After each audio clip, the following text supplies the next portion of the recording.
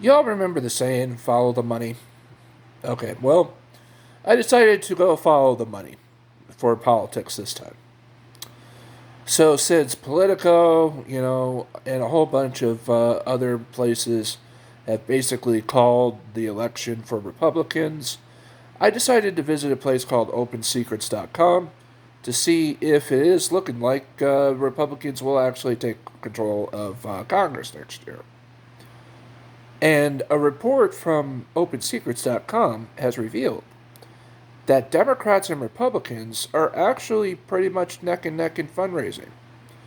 It's not as much of a blowout as people are trying to allude it is. I don't know if corporate media is trying to scare everybody to, go against Republicans so that they can purposely vote for Democrats and to try to scare Congress into not doing certain pieces of legislation to raise taxes on the wealthy. That could very well be a tactic that they're using. But also, another thing is certain polls have shown that this congressional race, because the Senate, here's the thing, tradition shows that it could very well be that the 50, I did a video saying that the 50-50 Senate could very well hold because, Democrats have less seats to defend. And also, one of the biggest stars of the GOP is not running. So it may well be a 50-50 Senate. But also, but oh, that's going to be a nightmare scenario if it's a 50-50 Senate again.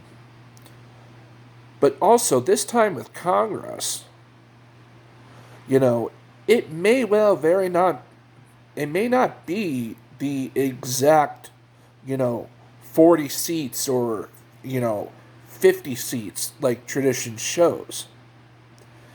If Republicans do take over this time, it may only be a couple seats, and that's actually a good thing. Because right now everybody's overreacting because of poll numbers.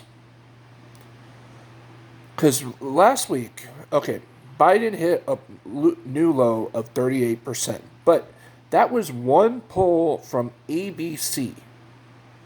And then that Friday, the same day that poll number came out, the hard infrastructure bill passed, and most of those polls have already started to self-correct back into the 40s.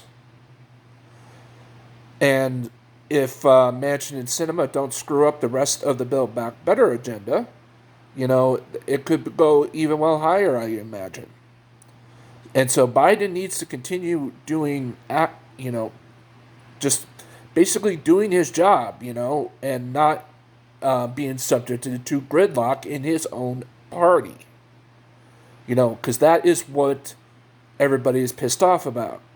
Because he's supposed to be leader of the Democratic Party, but it seems as though Manchin and Sinema can control the show.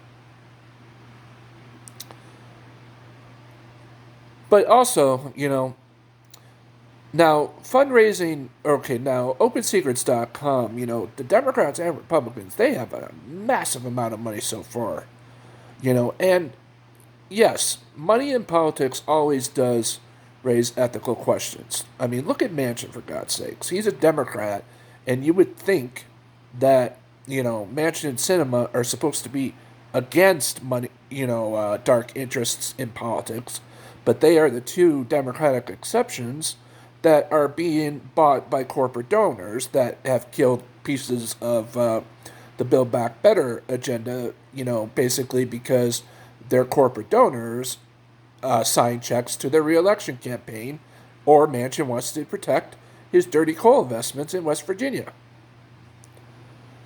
So I really do hope that the 2022 election just finally moves past this gridlock.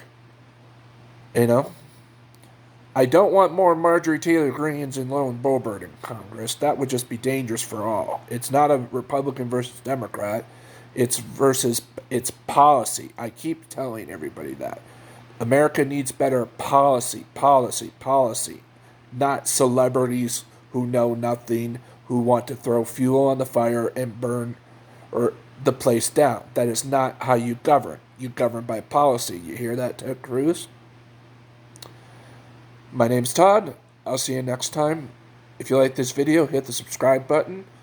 Don't forget to hit the like button, share,